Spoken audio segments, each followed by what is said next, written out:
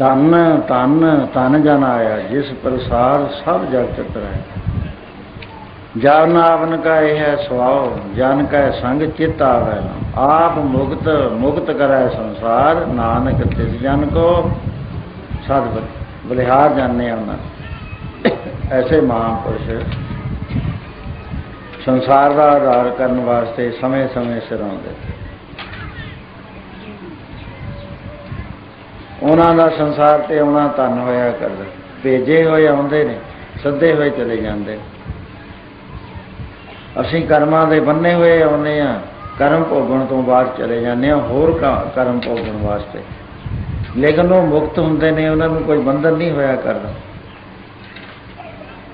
सो उन्हों का संसार ते आना धन है। अज आप सारे बहुत सारे प्रेमियों को पता है बहुत को नहीं पता। 4 अगस्त को अज तो थोड़े दिन पहला कोई 1906 के करीब संत महाराज जिन्होंने आम तौर पर राड़े वाले महापुरुष कहते हैं उन्होंने संसार ते आना होया। एक बहुत बड़ा उन्होंने नाट किया इत्थे आके जिसनों जे दसन लगिए सालों के साल लंघ जाते। वो दिलों के व्यापारी सी हिरदियां के व्यापारी। हिरदे गिरवी करा लेंदे सी वह करा लेंदे सी ते उहदे बदले नाम की दात नाम दे विच उसनूं चला देंदे सी। संसार के बंधन तोड़ देंदे सी ते ऐसा प्यार उन्हां दा हिरदियां च बसिया। अज गया नूं किन्ने साल हो गए लेकिन प्यार घटन च नहीं आउंदा। जिग्यासुआं दे मनां चों एक हूक उठदी है।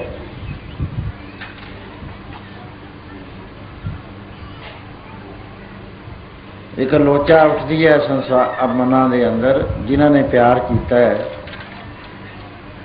उसके बारे महाराज इस तरह नाल फरमान करते हैं।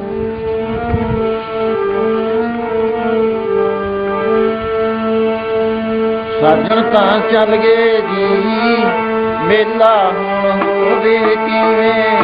साजन तां चल गए मेला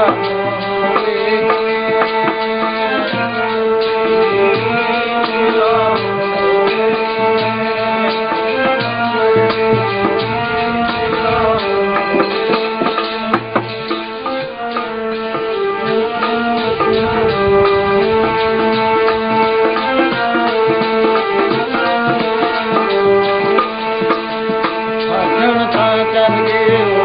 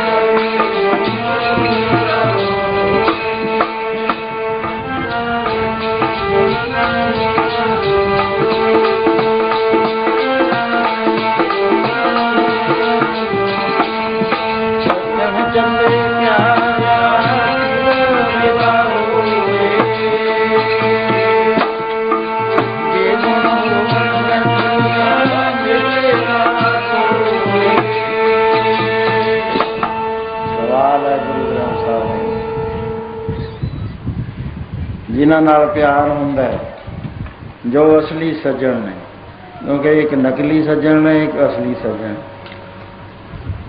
नकली सज्जणा नूं कच्चे कहा जाता है, असली सज्जणा नूं पक्के कहा जाता है। वो सज्जन जिहड़ा जाण तो बाद भी ना छड्डे,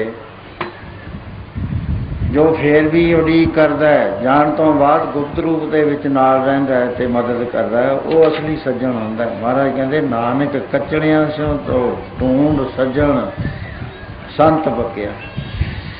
दोवां 'च फर्क की है, कच्चे ते पक्के? कहंदे ये जिहड़े सज्जन ने तेरे दुनिया दे, ये सब माया दे सज्जन ने, परबता दे सज्जन ने। कोई विपता आ जाए तेरे नाल कोई नहीं निभेगा, कल्ला ही रह जाएगा। संसार के अंदर कला रह जाएगा, संसार तो जब जावेगा फिर भी कला होएगा। ये सज्जन कादे होए? सज्जन सही नाल मैं चलदियां नाल चला, जिथे लेखा मंगी है तिथे खड़े दसा। जिस थां दे उत्ते भी संकट आ जाए उत्थे नाल होवे। Friend in need, A friend in need. कहंदे वो सज्जन होया करदा, नानक कचड़ियां से तोड़ ऐसे सज्जन ढूंढ सज्जन संत पक्या। वो जीवदे विछड़े, वो मोया ना जाई छोड़। ते हुण ये हुंदा है भी मेला हो भी जांदा है। पुछो जाए सियाणियां कि मेला होई, मिलिया भी जाता है कि जो बिछड़ गया वो बिछड़े गया। महाराज कहते नहीं, ऐसी बात नहीं है। एक कंडीशन है, वो है भी जे उहे जे गुण आप दे विच आ जाण तां फिर संसार दे विच रहिंदे भी मेला रहिंदा है, संसार तो जाणते भी मेला रहिंदा। सो ऐसे महापुरुष कल का दिन 26 तरीक 2 बजे दिन दे इंग्लैंड का टाइम हो रहा है। उस वेले आप शरीर छड़ जाते हैं। पंज पुत्र चोला उत्थे 8 बजे सी, तकरीबन 7:45, इत्थे 2 बजते हैं। लेकिन एक दिन पहला उन्हां दा याद उन्हां दी मनाई जाती है। कोई कल दे दिन मनाउंदा है, कोई अज दे दिन मनाउंदा है। असीं बहुत देर बाद मनाउने हैं, जब सारे मना हटते हैं उस वेले असीं सारे महापुरुषां नूं याद करते हैं। 10 गुरुआं तो बाद 5 प्यारिਆਂ ਦੇ मुखी जथेदार भाई दया सिंह जी, उन्हां दी भी याद साडे हिरदे च उसे तरह ताजी रहिंदी है। क्योंकि जो ज्ञान गुरु महाराज ने, जो नाम की बरकत गुरु महाराज ने भाई दया सिंह जी के उत्ते कृपा करके बख्शी सी, उत्थे नदी खत्म नहीं होगी, वो अगे अगे बढ़ती गई। जिस तरह मुंडे खेलते ने, जोती लैके आते हैं इटली विचों, गाहां ते गाहां गाहां ते गाहां लई आउंदे ने। फिर जिथे स्टैडियम हुंदा है उत्थे किन्नियां हत्थां 'च वो जोती बदल के उस थां ते आके फिर प्रज्वलित हो जाया करदी। इस तरह आप तो बाद बाबा शोभा सिंह जी जो सोढ़ी सन, आनंदपुर साहब बैठ के उन्होंने सेवा की ते पखंड नूं चलन तो रोकिया। बेअंत गुरु बन गए सी उस वेले। मैदान खाली सी। जदों मैदान खाली नहीं सीगा उस वेले भी 22 गुरु तो बन गए सी। हालांकि गुरु नौवें पातशाह उस वेले हाजर नाजर सी, फिर भी 22 बन गए सी। एक ऐसा भी आया सी जिसने आनंदपुर साहब जाके गद्दी ला ली। उन्होंने तो बाद भी आया 1906 विच रोपड़ जिले का। एवें ही फिरदा हुंदा रोपड़ इत्थे छोटे पिंडां दे अंदर, इक्को गल कहंदा हुंदा, आ गई आ गई आ गई आ गई, ऐ करी जाता हूँ। लोगों ने कहा पता नहीं की कहता, वो कुदरती तपकाली आ गई, प्लेग आ गई, बेअंत दुनिया मर गई। कहने लगे संत तो पहले ही कही जाते सी भी आ गई आ गई। मानता शुरू हो गई, असी देखते नहीं, साढ़े च परखण वाली अख नहीं है, असी एवें ही पिछे लग जाते। ਅਸੀਂ ਕਹਿੰਦੇ ਪਿੱਛੇ ना लगो, ਤੁਸੀਂ गुरु ग्रंथ साहब का लड़ फड़िया, गुरु ग्रंथ साहब दे लगो, धोखा नहीं खाओगे। बंदियां दे पिछे ना लग्या करो। जे कोई है भी पूरा गुरु ग्रंथ साहब तो बाहर नहीं है तो विच ही है, क्योंकि बाहर जे असीं जाने धोखा खा जाने, सानू परख नहीं है, बिल्कुल ही परख नहीं है, अनजान बंदे असीं सारे। कोई आ जाए भेख धार के नट्ठे जावांगे उहदे पैरां ते मत्था टेकण, सानू नहीं पता भी ये किस अवस्था का मालिक है, क्योंकि अवस्था का सानू अपने आप ही नहीं पता, जद फिर असीं कहाँ गल की करांगे। जो ज्ञानवान है सोझी वाला उन्होंने पता लग जाता है, वो नमस्कार भी करता है, वो बेनतियां भी करता है, चरण तूड़ियां भी मंगता है। सो बाबा जी ने बहुत सेवा की थी। उन्होंने बाद बाबा साहब सिंह जी उन्ने वाले गुरु नानक महाराज की वंश चों 10वें थान के उत्ते आपने आके महाराजा रणजीत सिंह के राज विच जदों राजसी सत्ता आई, उस वेले सारे सरदारां ते राजियां दे पैर हिल गए। वो तकलीफां भुल गईयां जदों सिरां दे मुੱਲ पैंदे सी। उन्हां दी जो बाणी पढ़ी जाती सी, नादर शाह नूं दस्सिया कि ये लोग हर वक्त मूँह हिलाउंदे ने, पता नहीं किहड़ा कलाम पढ़दे ते आवे हयात पींदे ने। इस तरह के नाल अहमद शाह अब्दाली नूं दस्सिया तो नादर शाह ने कहा भी ये जिहड़े बंदियां दी तुसीं गल कर रही है मेरे को, बड़ी लंबी चौड़ी गल है। वो कहता एक दिन इस देश के राजे होणगे, क्योंकि इन्हां दी तप ते तिक्षा जिहड़ी है वो बड़े बड़े पीरां नालों भी ज़्यादा है।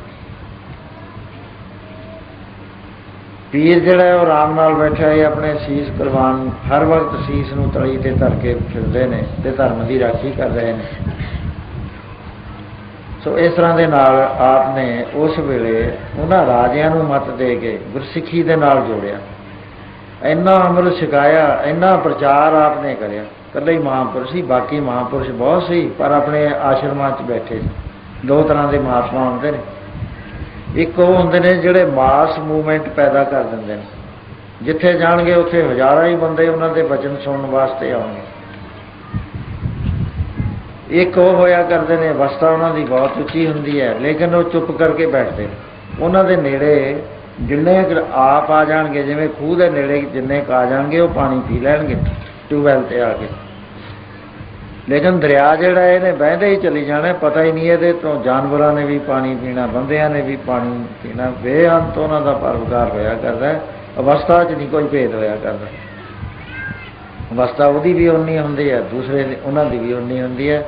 जिहड़ा बिल्कुल गोशा नशीन बैठा किसी नूं मिलदा तक नहीं है, उहदी भी अवस्था उच्ची हुंदी है, लेकिन ड्यूटी उन्हां महापुरुषां दी हुंदी है। आप जपाए अब रह नाम जपावे, आप भी नाम जपना ते होका दे के संसार तो नाम जपाउणा। सो बाबा जी ने बहुत सिੱਖੀ का प्रचार करिया, इन्नी सिੱਖੀ वधी। अंग्रेज ये लिखता है कि जिस वक्त असीं महाराजा रणजीत सिंह का राज लिया, उस वेले 1 करोड़ 10 लाख सिੱਖ पंजाब विच सी,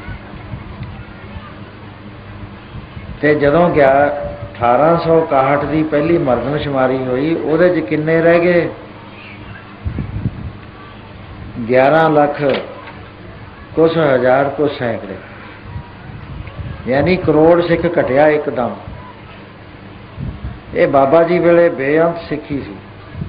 इन्हां ने थां थां ते फिर के सिੱਖੀ का प्रचार करिया। ते उन्हां दे बाद बाबा सोभा सिंह जी बाबा भाग सिंह जी कुरी वाले आप गुप्त तौर पर रहे महात्मा, किसी को नेड़े नहीं सी लगन देंदे, किसी को मिलते नहीं सी, चुप रहंदे सी। लेकिन एक एडे बड़े महापुरुष दे गए सिख धर्म पंथ नूं, बाबा वीर सिंह जी नरंगाबाद वाले, जिन्हों ने उस तरह के नाल करिया। आपदे पास 13,000 सिंह हर वक्त नाल रहिंदा सी, जिहड़ा पक्का रहिंदा सी। इन्ने के यात्रु आए रहिंदे सी, 12-13,000, 25-26,000 का इकट्ठ रहिंदा सी। एडे एडे देगे ने 4 बंदे अंदर वड़ के उहदी सफाई करदे। उन्हां दे बाद अंग्रेज़ का राज हो गया, क्योंकि अपने हत्थां नाल असीं वीर सिंह जिहे मार छड्डे, नहीं छड्डना साध ते संत मीआं। बारे शाह ने लिखिया भी उस वेले ऐसी मत भ्रिष्ट हो गई सी सिंघां दी कि अपने ही महात्मा नूं मारना शुरू कर दिता। ते नाल फखर नाल कहंदे सी भी असीं तां वीर सिंह वर्गे भी मार दिते, ते हुण असीं कोई साधु संत पंजाब च रहण नहीं देना। 75,000 बंदा चढ़ के आया सी, तोपखाना लैके, रसाले लैके बाबा जी नूं मारन वास्ते। बाबा जी ने की करिया, कहण लगे भाई सैकड़े टीना दा घिओ दा, देसी घिओ दा प्रशाद बनाओ, संगत आ रही है। कहंदे बाबा जी संगत नहीं आ रही, वो तो तोपां लैके आपां नूं मारन आ रहे। कहंदे ना सिंघो, मारदा रखदा इत्थे परमेश्वर है, होर कोई नहीं रखदा, आपे मारदा है, आपे जवालदा है। आपां गुरु नानक दे लंगर दे पहरेदार हाँ, इहदे तो सारी सृष्टि ने फैज़ उठाउणा है, सारी दुनिया की भुख इस लंगर ने दूर करनी है। सो तुसीं सैकड़े पीपियां दा प्रशाद बनाओ। वो तोपां दे फैर कर रहे ने ते इधरले पासे हरी दा जस हो रहा। कहंदे बाबा जी हुक्म दिओ, 26,000 सिंह लड़न मरन नूं तैयार होया। कहंदे ना प्रेमियो, ਇੱਥੇ ਸਾਰੇ ਪੰਜਾਬ ਦੇ ਅੰਦਰ ਰੋਣਾ ਪਿੱਟਣਾ ਪੈ ਜਾਏਗਾ। ਆਪਾਂ ਸਾਧਾ ਨੂੰ ਕੌਣ ਰੋਣ ਵਾਲਾ ਹੈ, ਆਪਾਂ ਨੂੰ ਕਿਹਨੇ ਰੋਣਾ, ਆਪਾਂ ਹੀ ਸ਼ਹੀਦ ਹੋ ਜਾਓ।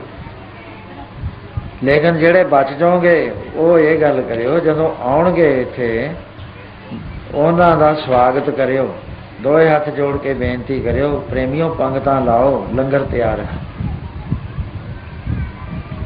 ਸੋ ਇਸੇ ਤਰ੍ਹਾਂ ਨਾਲ ਹੋਇਆ ਜਦੋਂ ਗੁਰੂ ਮਾਰੀ ਫੌਜ ਉਸ ਨੂੰ ਕਹਿੰਦੇ ਨੇ। ਜਦੋਂ ਗੁਰੂ ਮਾਰੀ ਫੌਜ ਆਈ ਉਸ ਵੇਲੇ ਉਹਨਾਂ ਨੇ ਪਹਿਲੀ ਗੱਲ ਇਹ ਕਹੀ ਵੀ ਤੁਸੀਂ ਬੈਠੋ, ਬੈਠ ਕੇ ਪ੍ਰਸ਼ਾਦਾ ਛਕੋ। ਭੁੱਖੇ ਸੀਗੇ ਲੇਕਿਨ ਜ਼ੋਰ ਜ਼ਬਰ ਬੜਾ ਸੀ। ਸੰਤਾਂ ਦੀ ਨਰਾਦਰੀ ਕਰਦੇ, ਧੱਕੇ ਮਾਰਨੇ, ਮੁੱਕੇ ਮਾਰਨ, ਡੰਡੇ ਮਾਰਦੇ ਸੀ, ਤਲਵਾਰਾਂ ਮਾਰਦੇ ਸੀ। ਉਹ ਕਹਿੰਦੇ ਮਾਰ ਲਓ, ਹੁਕਮ ਨਹੀਂ ਸਾਨੂੰ ਹੱਥ ਚੱਕਣ ਦਾ। ਜਦ ਕੁਛ ਵੀ ਨਾ ਹੋਇਆ ਉਸ ਵੇਲੇ ਕਹਿੰਦੇ ਪੰਗਤਾਂ ਲਾਓ, ਜਿਹੜੇ ਜ਼ਖਮੀ ਹੋਏ ਸੀ ਕਹਿੰਦੇ ਬੈਠੋ ਤੁਸੀਂ ਪੰਗਤਾਂ ਲਾਓ ਵੀ ਲੰਗਰ ਦੀ ਸੇਵਾ ਕਰੀਏ। ਉਹ ਲੰਗਰ ਵਰਤਾਉਂਦੇ ਨੇ, ਜਦੋਂ ਛਕਦੇ ਨੇ ਲੰਗਰ ਉਸ ਵੇਲੇ ਅੰਦਰੋਂ ਚਾਨਣਾ ਆਇਆ ਵੀ ਅਸੀਂ ਤਾਂ ਬੜਾ ਮਾੜਾ ਕੰਮ ਕਰਿਆ, ਇੱਕ ਸਾਧੂ ਨੂੰ ਮਾਰਤਾ ਜਿਹੜਾ ਸਾਰੀ ਸ੍ਰਿਸ਼ਟੀ ਨੂੰ ਸਾਂਭੀ ਬੈਠਾ ਸੀ। ਕੋਈ ਨਾ ਥੰਮੇ ਸਾਧ ਬਿਨ ਸਾਧ ਨਾ ਦਿਸੈ ਜਗ ਵਿੱਚ ਕੋਆ। ਗੁਰੂ ਨਾਨਕ ਆਇਆ ਸੀ ਸਾਧ ਬਣਾਉਣ ਵਾਸਤੇ, ਕਿਉਂਕਿ ਸਾਧਾਂ ਦਾ ਘਾਟਾ ਪੈ ਗਿਆ ਸੀ ਸੰਸਾਰ। इधर ये गुरु मारियां फौजां ऐसियां हुई कि संतां नूं मारना शुरू करता। बाबा जी ने उसके बाद बाबा महाराज सिंह जी नूं बागडोर संभाली। बाबा खुदा सिंह जी बड़े उच्च कोटि के महात्मा, उन्होंने साथी होए। उन्होंने 4 साल सिखां नूं डीमराल नहीं होण दिता। 1848 च युद्ध होया सी। 1852 तक पिंड पिंड फिर के रातां नूं ठहरदे नहीं सी किते। यही दसदे भी ਸਿੰਘੋ घबराओ ना, तकड़े हो, गुरु का लड़ नहीं छड्डना। ठीक है विदेशी आ गया जुर्म करदा है, पर गुरु के भरोसे ते तुसीं सिੱਖੀ कायम रखो। नाल संदेश दिंदे सी, नाल जो ब्रह्म ज्ञान की दात सी, नाम दीयां जुगतियां उगतियां सारियां उस तरह सीने वसीने चलदियां चलदियां बाबा राम सिंह जी तो होंदियां बाबा करम सिंह जी होती मरदान वालियां तक पहुँच जाते। इन्हों ने 101 महापुरुष पैदा किए ब्रह्म ज्ञानी, जिन्हों ने आप तो उत्थे ही रहे होती मैदान, लेकिन वो महात्मा थां थां ते फिर के गुरसिੱਖੀ का प्रचार करते रहे। तो जिन्नियां संप्रदावां निर्गुण उपासना दियां ਆਪ ਨੂੰ ਮਿਲਣਗੀਆਂ। ਦੋ ਤਰ੍ਹਾਂ ਦੀਆਂ ਨੇ, ਇੱਕ ਸਰਗੁਣ ਉਪਾਸਨਾ ਵਾਲੇ ਨੇ, ਉਹ ਗੁਰੂ ਗ੍ਰੰਥ ਸਾਹਿਬ ਨੂੰ ਇਸੇ ਤਰ੍ਹਾਂ ਪੂਜਦੇ ਨੇ ਜਿਵੇਂ ਮੰਦਰਾਂ ਦੇ ਵਿੱਚ ਮੂਰਤੀਆਂ ਵਾਲੇ ਪੂਜਦੇ ਨੇ। ਇੱਕ ਉਹ ਨੇ ਜਿਹੜੇ ਗੁਰੂ ਗ੍ਰੰਥ ਸਾਹਿਬ ਦੇ ਸ਼ਬਦ ਨੂੰ ਮੰਨਦੇ ਨੇ ਤੇ ਨਿਰਾਕਾਰ ਪਰਮੇਸ਼ਰ ਨੂੰ ਘੱਟ ਵਿੱਚ ਵਿਆਪਕ ਸਮਝਦੇ ਨੇ। ਉਹ ਇਹ ਅਗਲੀ ਜਮਾਤ ਹੈ PhD, ਉਹ MA ਦੀ ਜਮਾਤ ਹੈ। ਦੋਏ ਤਰ੍ਹਾਂ ਦੇ ਮਹਾਤਮਾ ਹੈ, ਲੇਕਿਨ ਇਹ ਜਿਹੜੀ ਸੰਪਰਦਾ ਭਾਈ ਦਇਆ ਸਿੰਘ ਵਾਲੀ ਹੈ, ਇਹ ਨਿਰਗੁਣ ਉਪਾਸ਼ਕ ਹੈ। ਸਰਗੁਣ ਦੀ ਹੈ ਪਹਿਲਾਂ, ਬਾਅਦ 'ਚ ਨਹੀਂ ਹੈ। ਭਗਤੀ ਵੇਲੇ ਦੋ ਨੇ, ਲੇਕਿਨ ਉੱਤੇ ਜਾ ਕੇ ਫਿਰ ਆਪਣਾ ਆਪਾ ਖਤਮ ਕਰਕੇ ਇੱਕ ਵਿੱਚ ਸਮਾ ਜਾਂਦੇ। ਸੋ ਬਾਬਾ ਕਰਮ ਸਿੰਘ ਜੀ ਤੋਂ ਤਿੰਨ ਮਹਾਂਪੁਰਸ਼ ਵੱਡੇ ਹੋਏ। ਬਾਬਾ ਲਾਲ ਸਿੰਘ ਜੀ ਜਿਨ੍ਹਾਂ ਨੇ ਆਪਣਾ ਸਰੀਰ ਇਹਨਾਂ ਦੀ ਥਾਂ 'ਤੇ ਛੱਡਿਆ, ਫਿਰ ਬਾਬਾ ਆਇਆ ਸਿੰਘ ਜੀ, ਤੇ ਤੀਸਰੇ ਮਹਾਂਪੁਰਸ਼ ਜਿਨ੍ਹਾਂ ਨੂੰ ਇਸ ਮਾਲਵੇ 'ਚ ਪ੍ਰਚਾਰ ਕਰਨ ਦੀ ਡਿਊਟੀ ਦਿੱਤੀ, ਆਪ ਬਾਬਾ ਅਤਰ ਸਿੰਘ ਜੀ ਰੇਰੂ ਸਾਹਿਬ ਵਾਲੇ। ਆਪ ਤੋਂ ਬਾਅਦ ਵੱਡੇ ਪ੍ਰਤਾਪ ਵਾਲੇ ਮਹਾਰਾਜ ਜੀ ਰਾੜੇ ਸਾਹਿਬ ਵਾਲੇ। 54 ਸਾਲ ਇਸ ਧਰਤੀ ਦੇ ਉੱਤੇ ਦੇਸ਼ਾਂ ਵਿਦੇਸ਼ਾਂ 'ਚ ਸੱਤ ਦੀ ਆਵਾਜ਼ ਬੁਲੰਦ ਕੀਤੀ, ਜੋ ਹੁਣ ਤੱਕ ਵੀ ਬੁਲੰਦ ਹੈ। ਟੇਪਾਂ ਸਾਇੰਸ ਆ ਗਈ, ਉਹਨਾਂ ਨੇ ਆਵਾਜ਼ ਫੜ ਲਈ, ਘਰ ਦੇ ਅੰਦਰ ਟੇਪਾਂ ਲੱਗੀਆਂ ਹੋਈਆਂ। ਸੋ ਐਸੇ ਪਿਆਰ ਵਾਲੇ ਮਹਾਂਪੁਰਸ਼ ਅੱਜ ਦੇ ਦਿਨ ਜਾਣ ਦੀ ਤਿਆਰੀ ਕਰ ਰਹੇ ਨੇ। ਲਾਸਟ ਦੀਵਾਨ ਲੱਗਿਆ ਹੋਇਆ ਉਹਨਾਂ ਦਾ ਵੁਲਵਰਹੈਂਪਟਨ, ਲੇਕਿਨ ਇੱਕ ਦੀਵਾਨ ਹੋਰ ਵਕਤ ਬਚਦਾ ਸੀ। ਆਪ ਨੇ ਉਸ ਵੇਲੇ ਅਚਾਨਕ ਕਹਿ ਦਿੱਤਾ ਦੀਵਾਨ ਦੀ ਸਮਾਪਤੀ ਤੋਂ ਬਾਅਦ, ਭਾਈ ਤੁਹਾਡਾ ਆਖਰੀ ਦੀਵਾਨ ਹੈ, ਅੱਜ ਸਮਾਪਤ ਹੋਇਆ। ਸਾਰੇ ਹੈਰਾਨ ਹੋ ਗਏ, ਸੈਕਟਰੀ ਵੀ ਹੋ ਗਿਆ ਵੀ ਕੱਲ੍ਹ ਦਾ ਦੀਵਾਨ ਹੈ, ਆਖਰੀ ਅੱਜ ਤਾਂ ਹੈ। ਲੇਕਿਨ ਐਸੀ ਮਾਇਆ ਪਈ, ਕੋਈ ਬੰਦਾ ਦੀਵਾਨ 'ਚੋਂ ਕਹਿ ਨਾ ਸਕਿਆ ਵੀ ਮਹਾਰਾਜ ਕੱਲ੍ਹ ਦਾ ਦੀਵਾਨ ਹੈ ਆਪਦਾ, ਅੱਜ ਨਹੀਂ ਖਤਮ ਹੋਇਆ। ਮੈਂ ਜਦ ਗਿਆ ਵੁਲਵਰਹੈਂਪਟਨ, ਉੱਥੇ ਮਿਲਿਆ, ਮੈਂ ਕਿਹਾ ਤੁਸੀਂ ਕਿਸੇ ਨੇ ਨਾ ਕਿਹਾ? ਕਹਿੰਦੇ ਪਤਾ ਹੀ ਨਹੀਂ ਸਾਨੂੰ ਕੀ ਹੋ ਗਿਆ। ਸੰਗਤ ਵੀ ਕਹੇ, ਸੰਗਤ ਵਾਲੇ ਵੀ ਮਿਲੇ, ਮੈਂ ਕਿਉਂਕਿ ਜਾਂਦਾ ਸੀ ਸਭ ਦੇ ਘਰ, ਤੇ ਮੈਂ ਆਹੀ ਗੱਲ ਪੁੱਛਦਾ ਸੀ ਜਦੋਂ ਮਹਾਰਾਜ ਜੀ ਨੇ ਇਹ ਗੱਲ ਕਹੀ ਤੇ ਤੁਸੀਂ ਉਸ ਵੇਲੇ ਕਿਹਾ ਨਾ ਵੀ ਮਹਾਰਾਜ ਕੱਲ੍ਹ ਦਾ ਦੀਵਾਨ ਹੋ ਰਹਿੰਦਾ। ਕਹਿੰਦੇ ਪਤਾ ਹੀ ਨਹੀਂ ਕੀ ਹੋ ਗਿਆ, ਘਰ ਆ ਕੇ ਸੋਚਿਆ ਵੀ ਕੱਲ੍ਹ ਦਾ ਦੀਵਾਨ ਰਹਿੰਦਾ। ਉੱਥੇ ਨਹੀਂ ਸਾਨੂੰ ਪਤਾ ਲੱਗਿਆ, ਨਾ ਸੈਕਟਰੀ ਨੂੰ ਪਤਾ ਲੱਗਿਆ, ਨਾ ਕਿਸੇ ਪ੍ਰਧਾਨ ਨੂੰ।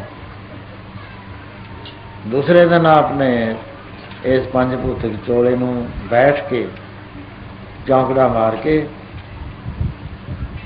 ਸਭ ਕੁਝ ਪਹਿਲਾਂ ਦੱਸਦੇ ਰਹੇ ਕਿ ਜੇ ਸਰੀਰ ਇੱਥੇ ਛੱਡ ਦਈਏ ਤਾਂ ਪੋਸਟਮਾਰਟਮ ਹੁੰਦਾ। ਬਾਰ ਪੁੱਛ ਲਿਆ ਕਰ, ਬਾਰ ਭੁਲੇਖੇ ਪਾਉਂਦੇ ਰਹੇ। ਸੋ ਉਹਨਾਂ ਦਾ ਜੋ ਜੀਵਨ ਹੈ, ਉਹਨਾਂ ਦੀ ਸਹੀ ਯਾਦ ਇਹ ਹੁੰਦੀ ਆ ਮਹਾਤਮਾ ਦੀ ਕਿ ਉਹਨਾਂ ਦੇ ਜੀਵਨ ਦੇ ਉੱਤੇ ਇੱਕ ਵਿਚਾਰ ਨਿਗਾਹ ਮਾਰੀ ਜਾਵੇ। ਜੋ ਸੰਤ ਸਮਾਗਮ ਹੁੰਦੇ ਨੇ ਦੋ ਤਰ੍ਹਾਂ ਦੇ ਹੁੰਦੇ ਨੇ, ਇੱਕ ਤਾਂ ਖੁੱਲ੍ਹੇ ਹੁੰਦੇ ਨੇ, ਖੁੱਲ੍ਹਿਆਂ ਦੇ ਵਿੱਚ ਬਹੁਤ ਸਾਰੇ ਸਾਧੂ ਮਹਾਂਪੁਰਸ਼ ਆਉਂਦੇ ਨੇ, ਉਹ ਜੋ ਕੁਛ ਜੀ ਕਰਦਾ ਉਹ ਸੁਣਾਈ ਜਾਣ, ਉਹਨਾਂ ਨੂੰ ਕੋਈ ਦੋਸ਼ ਨਹੀਂ ਲੱਗਦਾ। ਇੱਕ ਸੰਤ ਸਮਾਗਮ ਹੁੰਦੇ ਨੇ ਕਿਸੇ ਦੇ ਪਰਥਾਏ 'ਚ, ਬਈ ਇਹਨਾਂ ਮਹਾਂਪੁਰਸ਼ਾਂ ਦੀ ਯਾਦ ਸਿਮਰਤੀ ਅਸੀਂ ਤਾਜ਼ਾ ਕਰਨੀ ਹੈ ਤੇ ਇਹਨਾਂ ਦੇ ਬਾਰੇ ਕੋਈ ਦੱਸੋ ਕੋਈ ਗੱਲ।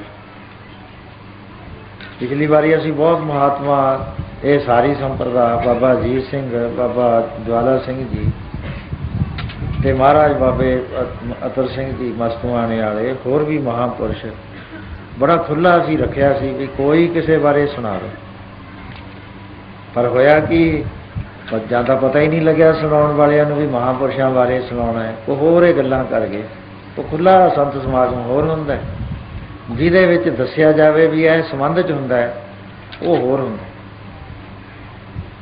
ਕਿਸੇ ਦੇ ਘਰ ਜਾਈਏ ਬਰਸੀ 'ਤੇ, ਉੱਥੇ ਉਹਦੀ ਉਹ ਗੱਲ ਕਰਨੀ ਪੈਂਦੀ ਹੈ, ਉਹਦਾ ਹੀ ਗੁਣ ਦੱਸਣੇ ਪੈਂਦੇ ਨੇ, ਇਹ ਉਹਦਾ ਹੀ ਗੱਲ ਤੋਂ ਪ੍ਰੇਰਨਾ ਲੈਣੀ ਪੈਂਦੀ ਹੈ ਵੀ ਜਿਹਦੇ ਕੋਲ ਅਸੀਂ ਆਏ ਹਾਂ ਇਹ ਕਿਹਾ ਜਿਹਾ ਬੰਦਾ ਸੀ, ਇਹਦੇ ਜੀਵਨ 'ਚ ਕਿਹੜੇ ਗੁਣ।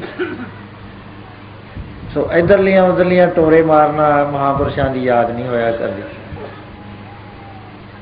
ਸੋ ਮਹਾਂਪੁਰਸ਼ਾਂ ਦਾ ਜਦ ਅਸੀਂ ਜੀਵਨ ਵਿਚਾਰਦੇ ਹਾਂ, ਉਸ ਵੇਲੇ ਗੁਰੂ ਗ੍ਰੰਥ ਸਾਹਿਬ ਮਹਾਰਾਜ ਦਾ ਜੋ ਪ੍ਰਕਾਸ਼ ਦਿੱਤਾ ਹੋਇਆ ਸਿਧਾਂਤ ਹੈ, ਉਹਦੇ ਮੁਤਾਬਕ ਸਾਨੂੰ ਵਿਚਾਰਨਾ ਪੈਂਦਾ ਹੈ। ਪੜ੍ਹੋ ਪਿਆਰ ਨਾਲ।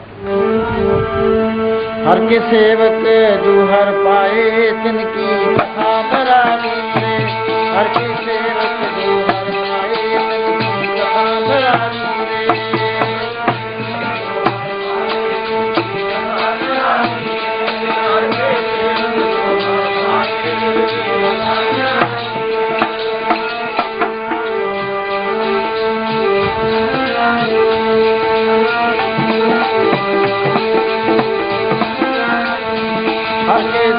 जो हर पाए कथा निराली रे, हर के सेवक जो हर पाए कथा निराली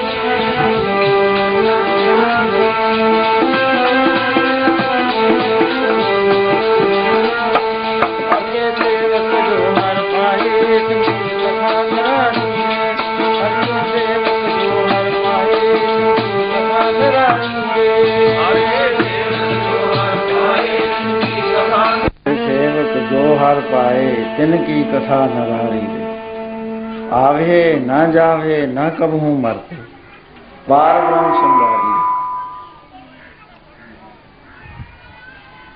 ना वो आउंदे ने ना जाते ने ना कदे मरते ने। सो ऐसिया जो कथावां ने महाराज जी मैंने एक बारी दसदे सी, मैं कहा महाराज थानू पहला पहला सोझी कित्थों प्राप्त हुई? कहन लगे असीं 6वीं 7वीं पढ़ते सी पटियाले, जिथे सारे अमीरां दे बच्चे पढ़िया करते थे, क्योंकि आप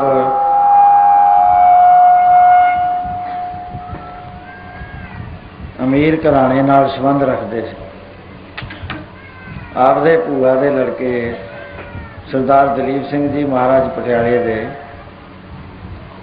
लस्सी खाने के इंचार्ज सी, ते कुदरती तौर पर राजियां दे नाल बड़े अफसरां दे नाल बचपन तो ही आप दा मेल मिलाप सी, बड़े बड़े जजां नाल, बड़े बड़े जरनैलां नाल। ते उसे स्कूल च पढ़ते सी जिथे उन्हां दे बच्चे पढ़ते सी। तां एक बारी महात्मा टी.एल. विस्वानी जो सिंध दे रहन वाले सी, बड़े उच्च कोटि के महात्मा होए ने, प्रोफैसर सी उत्थे, उन्हें कहा भी सिख वास्ते जरूरी है कि वो जपजी साहब हर हालत याद होना चाहिए। कहते जदों असीं गल सुनी है असीं 2-3 दिनां च जपजी साहब याद कर लिया सारा। उस वेले तो सानूं ख्याल आया, ते उत्थे इन्ना ही ख्याल नहीं आया, सुखनी साहब का भी सानूं पता लग्या। ते 7वीं जमात दे विच 12 साल की उम्र आप 1:30 बजे उठना शुरू कर दिता। उतों उठ के सुधा सर एक छोटा जिहा सरोवर है मोती बाग दे विच, गुरुद्वारा बनया होया उत्थे, इहनूं ठीक करो भाई, उत्थे आपने चले जाना। कहंदे फिर असीं सुनिया भी जे 5 घंटे की समाधि लगे वो साधु होंदा। हुण देखदे रहो 12-13 साल दे की ख्याल सी। कहंदे असीं फिर 5 पाठ तां सुखनी साहब दे करने उत्थे बैठ के। महाराज पाठ किन्नी देर च हो जांदा सी? कहंदे सुरती नाल करदे सी। सुरती दी स्पीड 4 गुणी ज़्यादा हुंदी है अखां दी स्पीड नाल। जवान इन्नी तेज नहीं चल सकती, सुरती चलती है। कहते 15 मिनट च असीं सुखनी साहब का एक पाठ करते सी, 1 घंटे च 4 पाठ हो जाते। 1.25 घंटे के अंदर 5 पाठ असीं करने। उसदे बाद फिर सानूं मंत्र तो नहीं सी मिलिया अजे गुरमंत्र, पर असीं आपे ही जपदे सी। ਉਹ ਫਿਰ ਅਸੀਂ ਕਹਿੰਦੇ ਸੁਰਤੀ ਚਾੜ ਲੈਣੀ ਤੇ ਇਸ ਤਰ੍ਹਾਂ ਲੱਗਣਾ ਜਿਵੇਂ ਪ੍ਰਕਾਸ਼ ਦੇ ਝੂਲਿਆਂ ਤੇ ਬੈਠੇ ਹੁੰਦੇ ਤੇ ਪ੍ਰਕਾਸ਼ ਦੇ ਝੂਲੇ ਝੂਲਦੇ ਆ।